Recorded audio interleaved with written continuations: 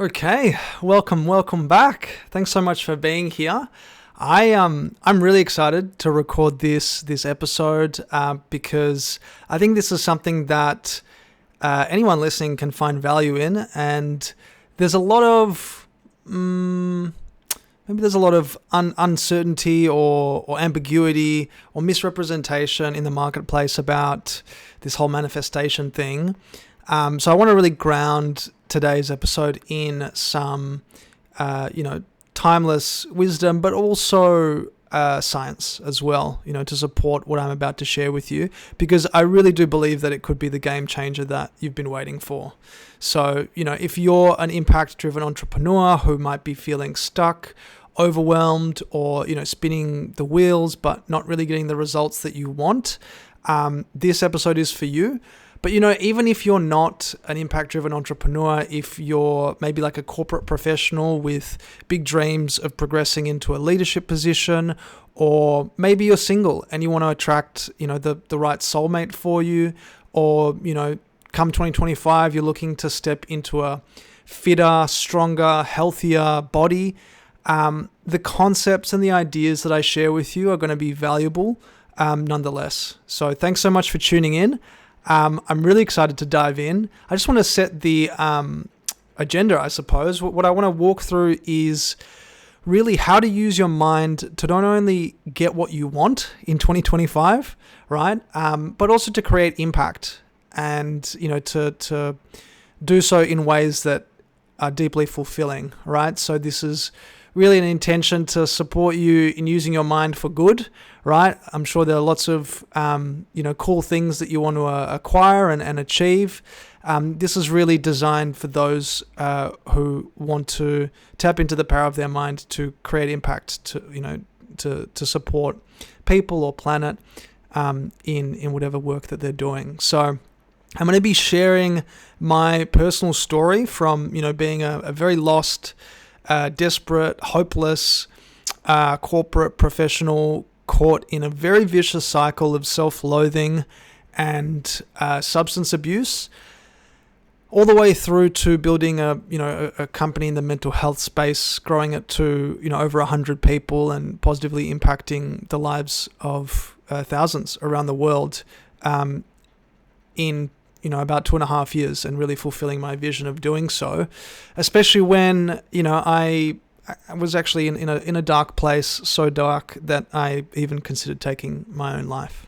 So, this is a story that I'll share, but I'll be weaving in through our proprietary coaching methodology so that you can actually start to see the steps that I took to go through this transformation, and so that you can also apply it to your own journey. At the very end, I'll kind of wrap everything up and give you an opportunity to put it into practice for yourself, right? Because this is really like my intention for these videos. Like, I don't really just want to share information. I want to help you with the implementation side of things as well. So I really want you to take what you learn from this and be able to apply it in your own journey.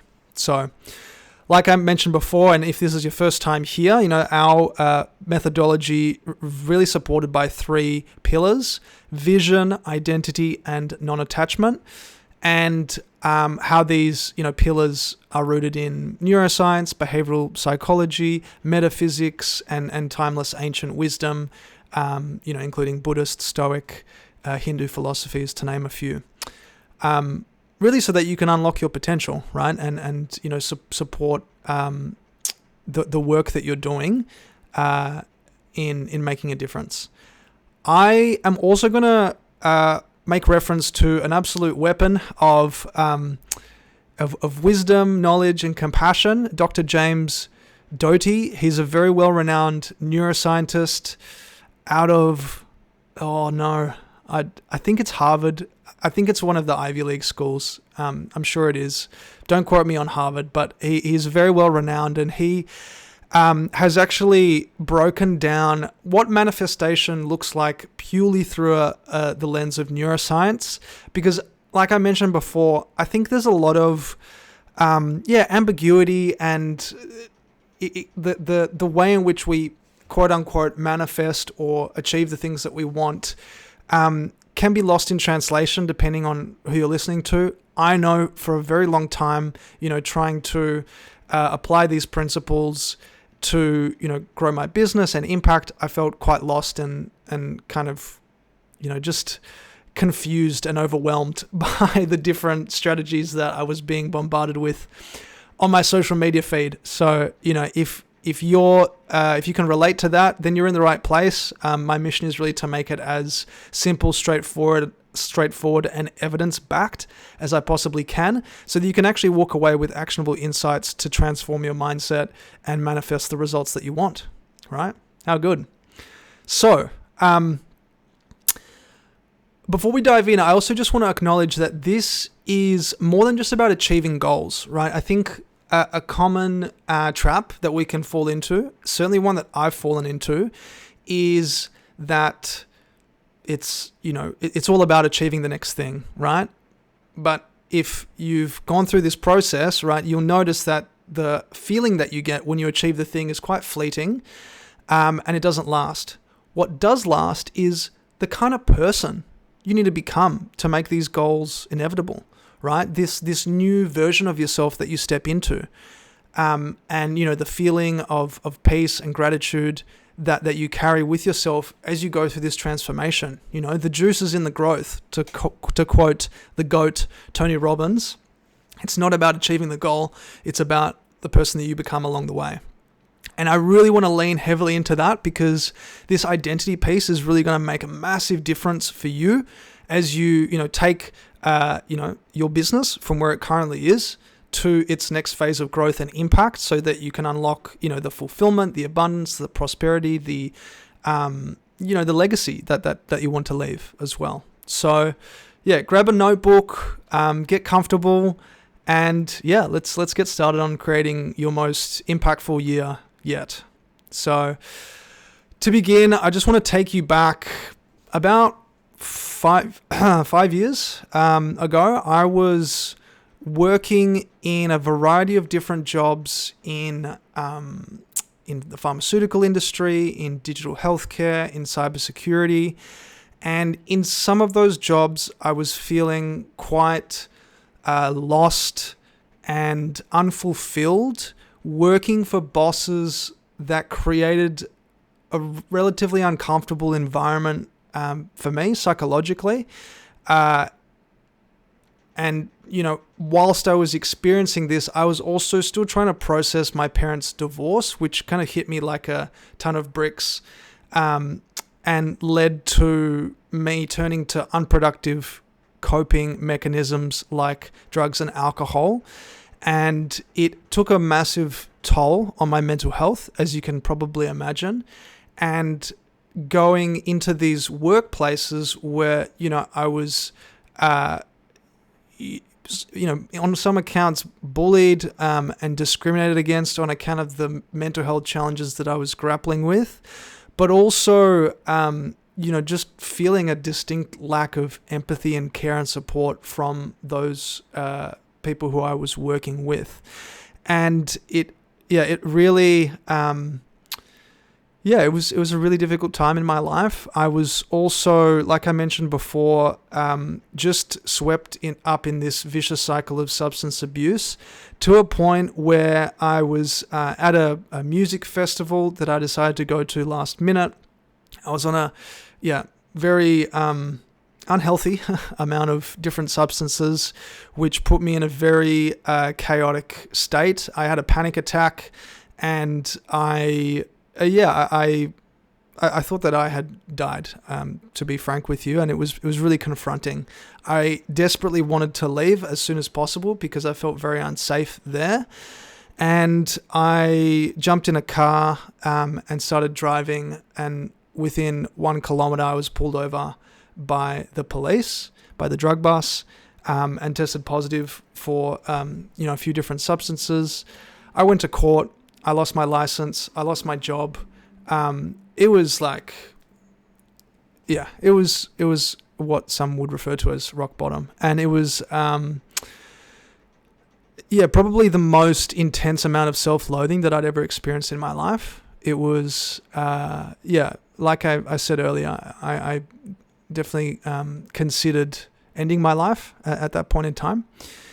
And having gone through a period of a lot of self-reflection and introspection and seeking support through various forms of therapy, I just had a download, or I came to this revelation that I wanted to build a company that could support people all around the world with their mental health, so that they wouldn't have to go through the same,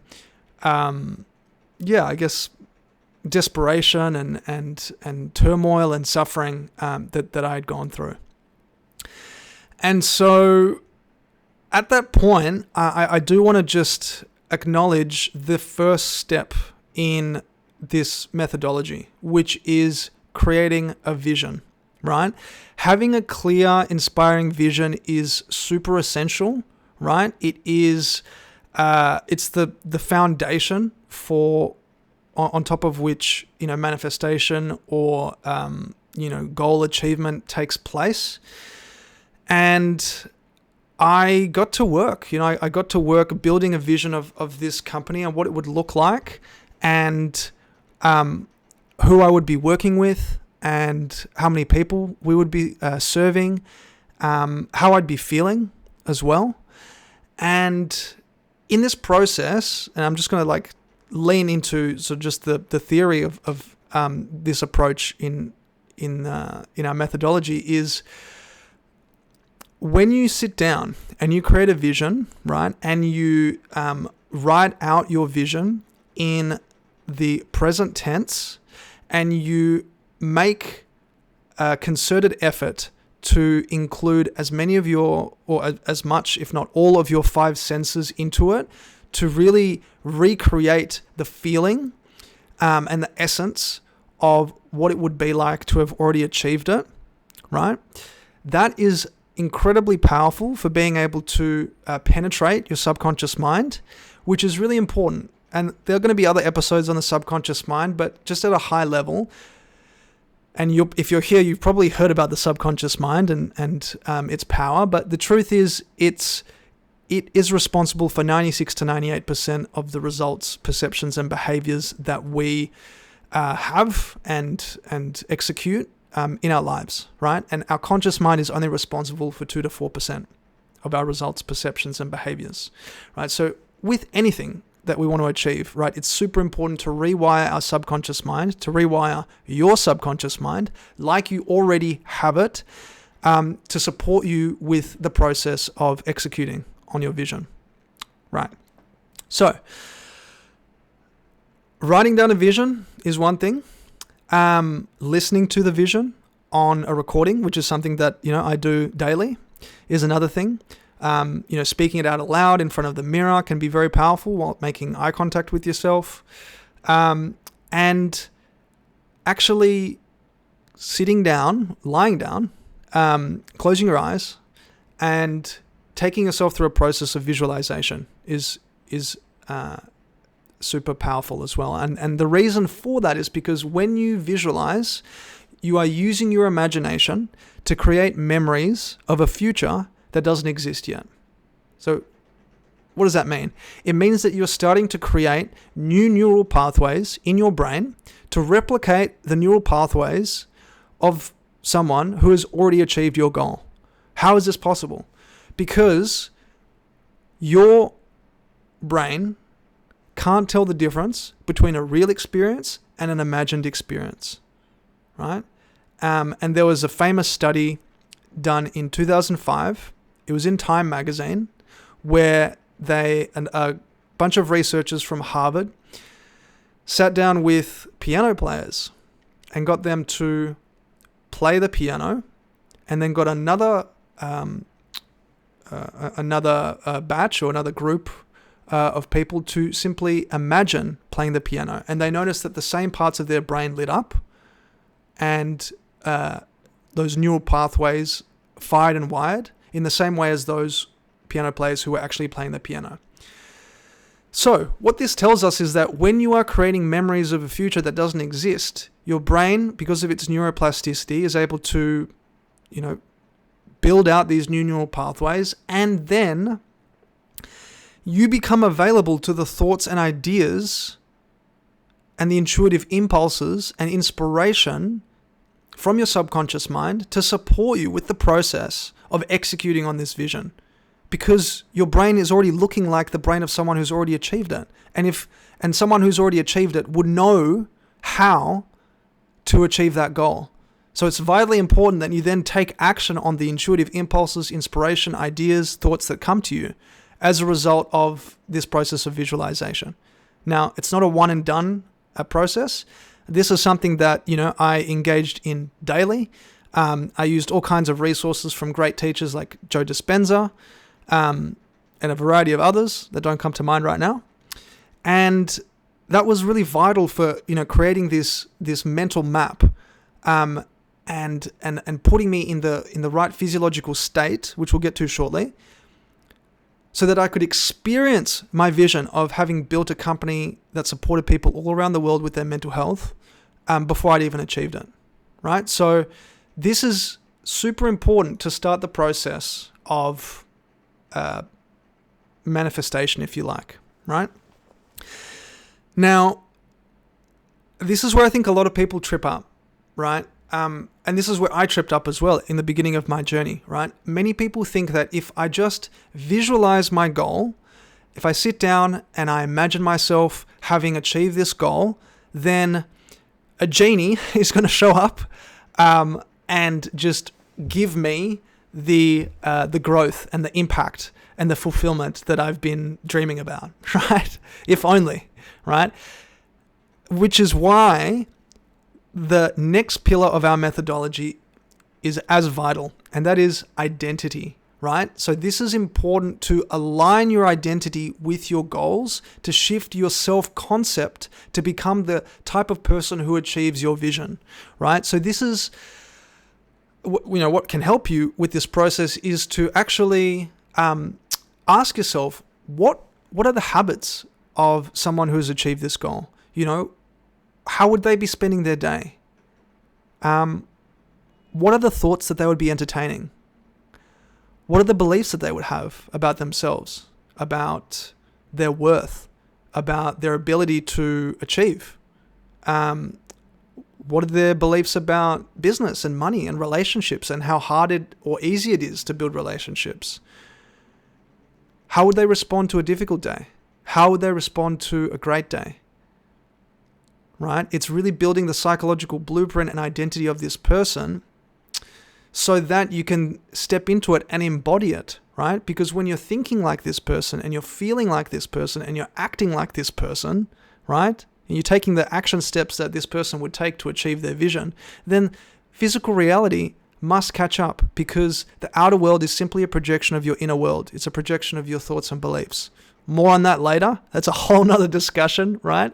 But that's where it starts. And the framework or the tool that we use to support our clients in shifting their identity is what is called the self-image. Now, the self-image was, popularized by a very famous plastic surgeon called Maxwell Maltz. I highly recommend you read the book Psycho-Cybernetics if you want to go deeper into this. But what he found through his work was that when he was fixing restoring the faces of his patients who had some deformity or facial disfiguration, he noticed that some of his patients would come out of the procedure and would feel gregarious, would feel outgoing, would feel more confident and secure in who they are, having previously felt ashamed of their scars and of how they looked, right? But he also noticed that other patients who had objectively had those scars removed from their face continued to feel ashamed of themselves, continued to feel humiliated and embarrassed by the scars on their faces. So he posited that there must be two images that each of us have, an image that we project externally and a self-image that we hold of ourselves in our subconscious mind, right? And because these individuals who still felt ashamed had a poor self-image, as in they didn't think highly of themselves, right? The procedure didn't do anything to their disposition, to their attitude, to their personality, right? Now, this process of embedding an identity is something that we can go deeper on in another episode, but the practice and the approach that we take is through autosuggestion or persistent continuous repetition of this identity to yourself through different media, right? Through talking to yourself, through listening to a recording of yourself, through building like a visual blueprint, like an image or a graphic of the kind of person that you would like to be and who you're spending your time with and, what you're doing and, what activities you're spending your time on, etc., right? And again, this isn't woo-woo, right? This is a fundamental understanding of behavioral psychology. Behavioral psychology tells us that what you believe influences your reality. And in this case, what you believe about yourself will influence your reality, right? Why? Because what you believe, right, leads to the thoughts that you have about yourself on a moment-by-moment basis. Those thoughts, which are electrical signals in the brain, get transmitted through your nervous system and expressed and felt in your body as emotions. Your emotions then dictate the actions that you take, and your actions produce your results, your reality, the kind of work that you're producing, which, influences the growth and impact of your business, right? So it all starts with what you believe about yourself to be true. Now, to relate this to my situation, right? I was going through a really scary period of time in my life where I thought the worst of myself, right? I thought that I was a harm to myself and others, right? And I had also, I forgot to mention, at this point in time while I was struggling with this vicious cycle of substance abuse and feeling, uncomfortable and excluded and discriminated against and bullied in these workplaces, I almost lost my father to suicide. And this, really felt like my world was crumbling all around me, and I was in a very lowered emotional state. I felt so lost and so desperate and so hopeless. So part of the steps that I took to go through this transformation was to start thinking, acting, and feeling like someone who would produce this vision of a company that could support people with their mental health all around the world, to create this sort of social impact business, right? And so a really great place to start, which is what I did, and to take another leaf from Tony Robbins' book, is modeling. A great way to change your identity, right, is also going out and looking at someone who's already achieved what you want to achieve and model their behavior, right? Start to examine their thoughts, their beliefs, their habits, and start to emulate themselves, emulate who they are. So what did that mean? It meant that I had to start entertaining different thoughts. I had to build a new habit of entertaining thoughts of, I am good enough. I do have, the strength and the compassion, and the love to support my father through this difficult time. I have, the ability and the talent and the gift to hold space for not only him, but other friends who are going through a difficult time. I have the capacity to build a small community where I could hold space for more people, and that eventually started flourishing into this business. And that's just one example, right? Another example is, I believed that I wasn't a powerful creator of my reality. I thought that shit just happened to me, right? Like I thought that, I had no control over my circumstances. So I had to change that belief. I had to believe that I had the autonomy and the agency, right, to be able to use my thoughts and beliefs to create this business and to create this impact. And when it came to habits, like I mentioned before, very unproductive destructive vices that I was entertaining every week. I mean, I can't tell you how many weeks I, obliterated myself with substances and, woke up at like 2-3 p.m. on a Sunday in a, bottomless pit of self-loathing and shame and despair. Yucky. And so I had to take a good hard look at myself and examine the habits that I had that weren't serving me and start to substitute them out for different habits, to, start small and perhaps not go out as much, to perhaps not drink as much, to perhaps not drug as much, to perhaps spend time with different people, to perhaps, read books and watch shows and episodes that would actually be serving and supporting me in my vision, as opposed to chipping away at my self-image and chipping away at my ability to execute on this vision, right? At this point, I also want to acknowledge that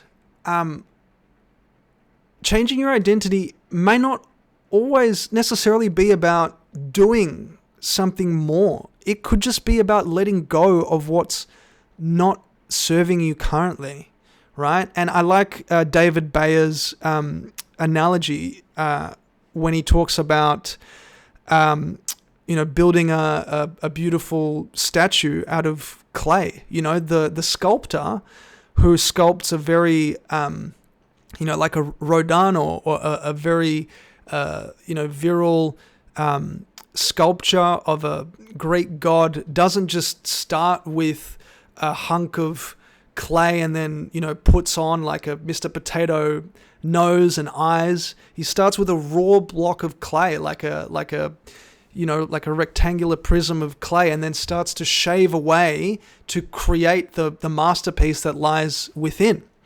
And so, in my case, and I think in many cases, changing your identity and changing your self-image and stepping into a new version of yourself isn't always necessarily about trying to be and do someone different. It's about letting go of those thoughts, beliefs, and habits that aren't currently serving you, right? So that might be a really good place to start. So, I also want to just pause there and take you back in time, probably back to science class in middle school, because this is where I first learned about the fundamental building blocks of our world and our reality, which also plays a role in the manifestation of your goal. What I'm talking about here is energy and metaphysics, and whilst we didn't go into like the quantum field or anything like that, in middle school, there is, I think, just a fundamental understanding that's important to mention here, because this is really what drives the manifestation process and being able to use your mind to get what you want and to create impact. So, drawing upon, man, I can't remember who my 7th grade teacher is. I can't remember. I was going to give a shout out. But anyway, so from what I can remember, let's start with the body as an example. So just take a moment and look at your hand. Look at your right hand, okay? And you can see straight away that there's skin there. Obviously, it's the largest organ in the human body. And below that lies tissue. If we go even deeper, there are cells. A cell is composed of molecules. A molecule is composed of atoms. An atom has a nucleus of protons and neutrons. And it's kind of like the equivalent of a basketball sitting in the middle of a football field. And electrons orbit around the nucleus, which is the equivalent of like a tennis ball in the parking lot. So if you can start to conceptualize that, you can appreciate that there is so much space. In fact, atoms are 99.999999999% space. So everything that we see around us, from the chair that you're sitting on, to the computer or the phone that you're listening to me on, to the hand that you just looked at, is composed of almost nothing at the fundamental level. And in that nothingness, we find a wave-like vibrational energy, right? So all of this stuff in our physical reality is almost all nothing. It's these vibrational waves. So if we were to take this perspective, right, and look at our reality through this quantum perspective, we would see that our entire world is a vibrational reality. It's just like, if you can imagine, like a pond with ripples on it. That's what our world is like. Again, this is a bigger and a deeper conversation, but this is not woo-woo, right? This is a fundamental understanding of metaphysics. This is exactly, what Albert Einstein was teaching us. And I share it with you because the energetic process of transformation and shifting your identity changes, and in this case, as you upgrade your thoughts, your beliefs, your emotions, your habits, changes your vibrational frequency, right? Because all of us operate on a vibrational frequency dependent upon the thoughts, the beliefs, the emotions held in our subconscious minds, okay? So what that means is, as I sit in my chair and I close my eyes and I visualize this really beautiful future of a company that I get to work for and to lead, surrounded by so many beautiful, amazing, heart-centered, devoted team members doing really great work that inspires us, that infuses us with feelings of gratitude and purpose. As I'm just sitting in my chair and I'm visualizing this, and I'm experiencing the feeling of having already achieved it, right? On a continuous basis, I start to shift my vibrational frequency. I start to go from the lost, desperate, addicted, hopeless young man to a leader who was basking in these feelings of joy and gratitude. And what is really happening here is these thoughts, right, that I'm entertaining in my mind. Like I said before, these are electrical signals in the brain which get transmitted through the nervous system and expressed and experienced through the body as emotions. What is an emotion? Emotion is energy in motion. And what starts to happen at a vibrational level, I start to vibe, or I start to spark or light up with this vibration of joy, of love, of gratitude, of fulfillment, of purpose, right? So we're not just the meat suits that we're rolling around in. We are electrochemical vibrational beings that light up, dependent upon the thoughts, the beliefs, the emotions that we have. How cool is that? It's pretty cool. And what that means is, I start to create a new electromagnetic field because of the electrochemical, mechanical, vibrational being that I am.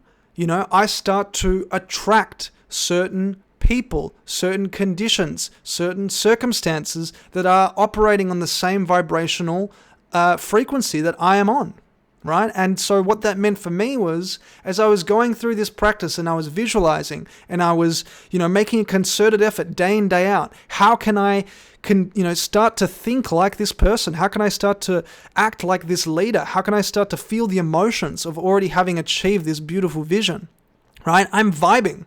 Right? It's the same reason, when I say vibe, right? It's like you're at a party, you're at an event, and, someone rolls in and all the heads just turn to look at them because they're just like vibrating so highly, like they're giving off a really inviting or, approachable or attractive aura or vibe, okay? It's very popular, right? Social media these days, but it's not just like a trending word. This is this is completely related to metaphysics, right? So what happened for me was, as I was putting myself out there, right, and I was taking action like this leader, I was putting myself in situations where I felt very uncomfortable, i.e. applying for pitch competitions, accelerators, incubators, to build this business, to build this startup, to, surround myself with other like-minded people, right, to take action in spite of the fears that I had about public speaking and sharing my, very personal story publicly. I started speaking from this new vibrational state. And as a result, I started to attract team members. I started to attract investors and advisors and, beautiful mentors and partners who supported me and our team on this beautiful mission, right? And so this was amazing. Right, and I'm mindful that I've shared some parts of the story. I also want to ground this in some activities that you can be doing as well, because shifting your inner state does attract different opportunities, newer, better results, and some practical ways that you can do that. Like I was doing was practicing gratitude daily and practicing gratitude daily genuinely. What do I mean by that? It means not just sitting down at the start of the day or at the end of the day and then making a list of 5 gratitudes. Like, I'm grateful for clean water. I'm grateful for food in my fridge. But then the rest of the day, you're complaining about this and that. You're whinging that you don't have enough, or that there's not enough time or not enough money, or like this person talked to me like this. And it's like, okay, but like, you're not living in a state of gratitude, right? You're living in a state of gratitude for like 5 minutes at the start or at the end of your day. So it's a practice, it's a ritual, it's a habit, right? And coupled with visualization every evening, and being conscious of when you're in a lowered emotional state, such as fear, worry, guilt, shame, boredom, right? Consciously becoming aware of when you've shifted into lowered emotional states, and doing whatever you can in that moment to shift into a higher emotional state, to do something that you enjoy, to put on a track, a tune that you love, to go out for a walk, for a run, to train, to move your body. Do whatever you can to maintain this elevated emotional state, because like we've just seen, right, at an energetic level, at a fundamental metaphysical level, you're shifting your energy, you are moving up in vibrational frequency, and as a result, you are maximizing the opportunity for yourself to attract the right resources, people, conditions, circumstances, support, whatever you need to make your vision a reality, right? This is awesome stuff. This is awesome stuff. I love talking about this. Can you tell? Awesome. So this brings me to the third piece of our methodology, right? And that is non-attachment. And what is non-attachment? If you want to go deeper into non-attachment, because I won't go too deep today, the last episode that I recorded, I think 2 to 3 weeks ago, is a really great episode for you to watch. So I highly recommend that you do.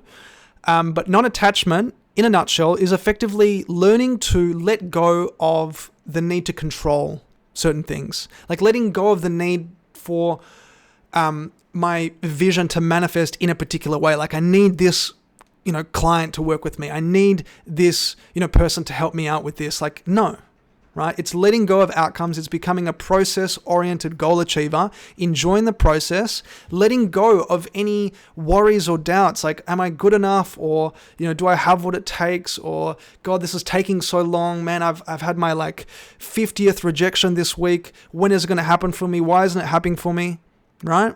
These are all examples of attachments, unhealthy attachments to fears, insecurities, doubts, outcomes, which aren't serving you, which are really only perpetuating interference, right?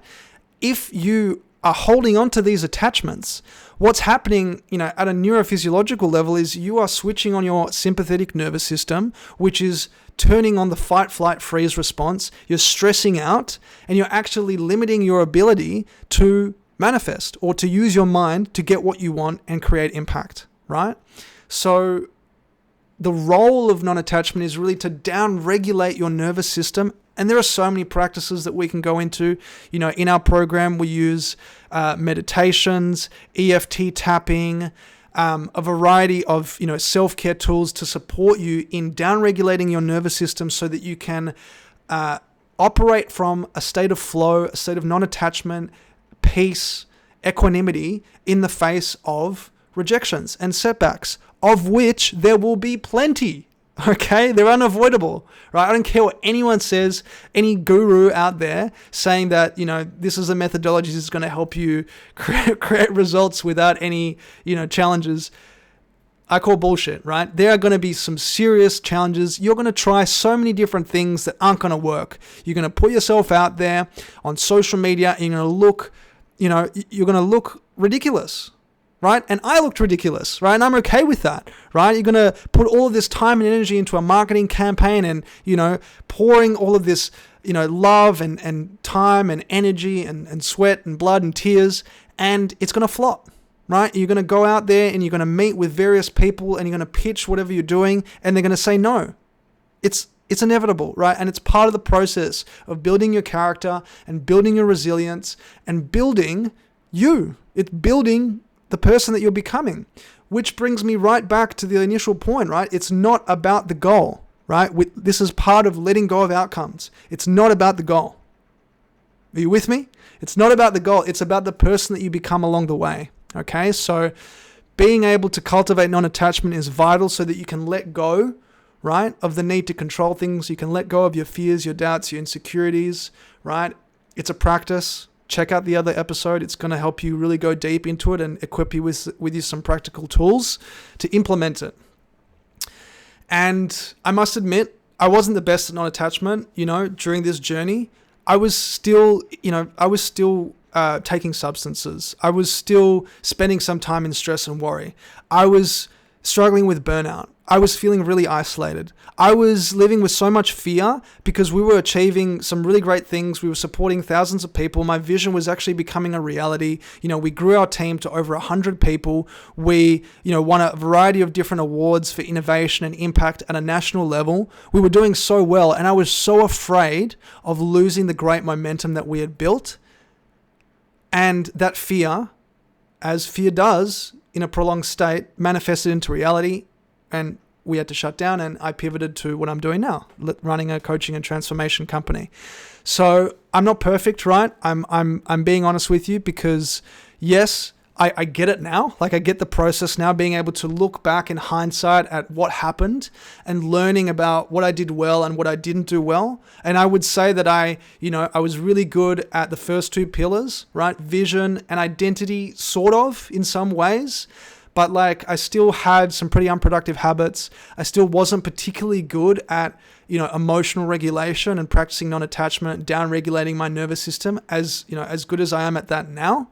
I'm still learning, but I'm certainly better at it now than I was back then. So, I'm going to take a breather. So that's the framework in action. And that's really what helped me go from feeling lost, feeling hopeless, you know, just lashing myself with thoughts of you're not good enough. Like how could you get here? Like you're weak, you're pathetic. Just like really, really ugly thoughts, right? And to be able to, you know, move into this new identity and to build this company and create this impact, it was a blessing. And I'm really grateful that you're here and listening and just receiving this and just allowing me to share it with you. It means the world. I really hope that you can take this with you, you know, on the road to implement in your life and in your work and in your business. And I want to just like ground what I just walked you through in neuroscience, because what I've shared is, we've spoken a little bit about behavioral psychology and the role that plays in this framework, and also metaphysics. Now, I want to just do a shout out to Dr. James Doty. He's a weapon and a very well-renowned, very intelligent, very compassionate neuroscientist that breaks down the manifestation framework that he has in his book, Mind Magic, I believe. And it's not too dissimilar to our framework. And I only came across him very recently. So the way that he maps out his manifestation framework, it's in a really great interview with Mel Robbins if you want to check out the whole thing. But he starts by talking about setting an intention, right? i.e. having a vision. Taking a pencil, writing it down, something physical or tactile. So like I said, at the beginning, build your vision, write it down, put it into words. Read it silently, he says, read it aloud, visualize it over and over and over again to embed that intention in your subconscious mind. Then what happens once you've embedded it in your subconscious mind, different brain networks get activated. And without getting too technical, one of those networks is called the default mode network. This is what activates when your mind is wandering or you're, daydreaming.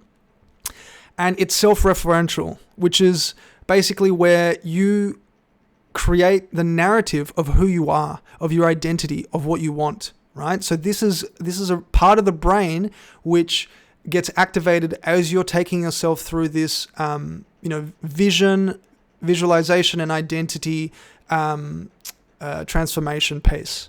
Now, once this gets embedded and you create this new empowering identity of the person that you'd like to become, you create salience. And what that means is you're making this important. You're teaching your brain that this is important to you. And your brain is a goal-striving machine, i.e., it operates like a computer, and you can program it with different programs. And one of the ways that you can do that is, like I mentioned before, and the approach that we take through our coaching program is persistent, continuous, spaced repetition. Once you repeat this identity to yourself, to your brain, you create salience. This activates another network in the brain called the task positive network. It has 3 parts, okay? To go a little bit deeper. Those 3 parts are the salience network, the attention network, and the executive control network. And once something is salient, your brain realizes that it deserves your attention. And it gets embedded in your subconscious as something that's important to you. This activates your attention network, right? Which effectively supports you to cognitively focus your attention on whatever your intention is. Now, I love James Doty's analogy because this is a really good one and really brings it to life. The attention network is like a bloodhound, right? It sort of hunts and tracks this intention down and supports you in focusing your attention to look for all of the possibilities in your environment. This is related to why you are able to spot synchronicities or angel numbers, right? I could get as woo as you want, but maybe that's a story for another episode. But that's an explanation through neuroscience as to why, you're able to identify certain synchronicities, because this attention network is activated. It hunts down certain possibilities in your environment. Once one possibility is located, i.e., once one possibility for a specific, pitch competition that I applied for, which we ended up, winning some money and raising funds through, the executive control network chases it down, right? Chases whatever is in your subconscious mind. So it's not woo-woo. It's not magic. It feels like magic, right? But it's neuroscience, and all of us have the ability to master this. But where a lot of people fall down is that they do it once or they do it a few times and they stop after a week or after a few weeks or a month, right? This is a practice. It's a ritual. It's a habit that you build, just like brushing your teeth, right? And you start small, right? And you persist over an extended period of time, and you let go of expectations, which is why that non-attachment piece is so important, right? Okay. How are we doing for time? We're almost at the hour. So I'm going to really bring this in for a landing here, because I really want you to be able to take everything that I've just shared with you and put it into practice, right? So I want to help you actually integrate this, these 3 pillars: vision, identity, non-attachment, into your life, into your business. So 2025 can be your best year yet, simply because you've tapped into the power of your mind, right? Now you have clear evidence to point to. This isn't like magic or woo-woo. This is like a scientific method. Yes, spirituality has been telling us all about this for eons. But science has started to catch up and started to really explain what's really happening here, right? So what I want you to do is to start by writing down a vision for how you'd like your business to look in 2025, at the end of 2025, right? So let's say it's this time next year, and I want you to take stock of how many people you've served, or how much revenue you've generated, or how many people you've attracted, and team members you've added to your organization, right? Again, if you've made it this far and you're not an impact-driven entrepreneur and you're looking for a perfect soulmate, right? Same deal. Think about what it would be like to be spending time together doing XYZ activity, and so on and so forth. Write this vision down in the first person present tense, making sure to bring in all of your 5 senses into this experience, right? What does it feel like? What does it smell like? What does it taste like? What are you eating? Who are you spending time with? What are the emotions that you feel? Because it's not just about writing like a creative story. It's about eliciting the emotion. That is what is, I would say, is the language of the subconscious mind. Because when you're able to get really emotionally connected to your vision, that's when you're able to penetrate the subconscious mind, and that, neuroscientific cascade of reactions that we explored earlier starts to take place. So start with your vision, right? Then sit down and ask yourself, well, what kind of person would I need to be to achieve this vision? What are the thoughts that this person would have? What are the beliefs that this person would have about themselves, about their worth, about being able to put themselves out there, about money, about relationships, right? Do they find it easy to build relationships or hard to build relationships? Do they find it easy to earn money or hard to earn money? Do they believe that they're worthy of this or not worthy of this, right? Write it all down. Build a psychological blueprint and identity for this new version of yourself and give it a name, right? Mine is King David. What's yours? Seriously, have fun with this. This is an awesome exercise. And lastly, practice non-attachment, right? If you want to go deeper, check out the other episode that I recorded on non-attachment. It's really going to help you bring this to life. But it's the missing piece, I believe, and is super vital if you want to be able to move through the obstacles and the setbacks and the rejections and the challenges with peace, with grace, composure, equanimity. Non-attachment is super, super important, right? I'll leave it there. I am so grateful, right, that you've made it to this point. I hope this was as powerful for you as it was for me. I love talking about this. I'm very passionate about it. And I don't want you to wait, right? I really want you to start today, because the people who say I'll put this off later are the people who never end up getting started. And I don't want you to be one of those people, right? Because there's a reason that you clicked on this video, and then there's a reason that you made it to the end. So take the time to rewatch this. Take the time to map out your vision, your identity, and get into a daily practice of non-attachment. And share it with me. If you're open to it, I'd love to hear from you. I'd love to hear, what resonated with you from this episode and from this conversation. If you have any questions, if you want me to clarify anything, drop a comment below. And if you know someone who, has big, bold dreams, or maybe they're struggling, maybe they're, in the same position that I was in 5 years ago, or worse, or better, I don't care. But if you have someone who's ambitious and wants to create impact and, achieve something special in 2025, send it to them. Share it around. This would really help me and us grow our impact and get this message out to more people. So, yeah, thank you. And I guess I'm joining the community now on YouTube. So don't forget to like, comment, and subscribe. And I really do mean that. Whilst I'm